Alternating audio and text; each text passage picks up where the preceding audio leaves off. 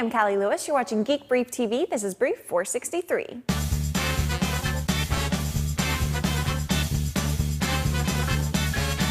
You've got to love Jim Jannard and the Red Digital Cinema Camera Company. Well, I guess you don't have to, but I know I can't help myself.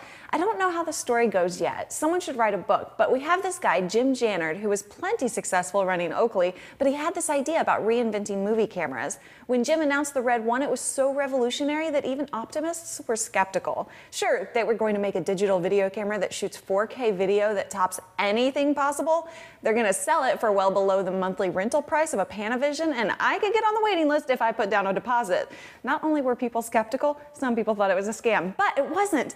Jim delivered the Red One as promised, and the results delivered by the Red One caused jaws to drop around the world. Today, Red expanded their line to include the Scarlet starting at $2,500 and the Epic starting at $28,000. If you're like me, you don't look at a $28,000 price tag and say, that's cheap, but it's all about perspective. And to put it in perspective, when a filmmaker makes a major motion picture, they rent a movie camera from Panavision. The rental price is about $25,000 a month, and then you have to give it back when you're done. The Red cameras give filmmakers the ability to own their own cameras, achieve the quality of film, and gain the benefits of digital post-production. This new Red system is modular. The sensors and lens mounts are interchangeable, so you can always be upgrading. Oh, and by the way, they're also building a system that'll do 3D. On the other end of the HD spectrum, Pure Digital Technologies released a pocket-sized HD camera. It shoots 720p video and only costs $229.95. Its internal hard drive will capture an impressive 60 minutes of HD video. The standard def Flip Mino is already the best-selling video camera in the world.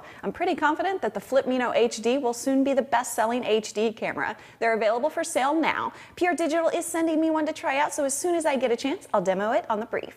Yesterday, Verizon Wireless announced the BlackBerry Storm will be available November 21st. The price with a 2-year contract is $250, but there's a mail-in rebate that gives you $50 of those dollars back. I turn down opportunities to review smartphones because if I'm going to compare it to an iPhone, it needs to have a shot at competing with an iPhone. I think the Storm just might be a worthy opponent. One question I get pretty frequently from other Mac users is why don't I use the Apple Mail app? Mainly, it's because I just prefer hosted Gmail, but I also don't like the idea of downloaded email taking up space on my hard drive. I need all the room I can get. The snag in my way of doing email, though, is that I'm putting all my eggs in the Gmail basket. I get all that free storage, but it all lives on Google servers. Stash My Mail puts all your online mail in a zip file so you can download it and store it on a hard drive.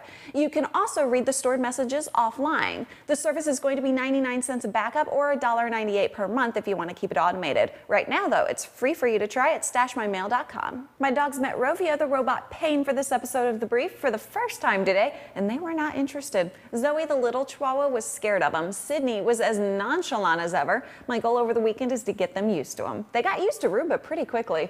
I'm also really excited to try the Rovio iPhone app. You can meet Rovio at meetrovio.com. I'm Callie Lewis. Thanks for watching.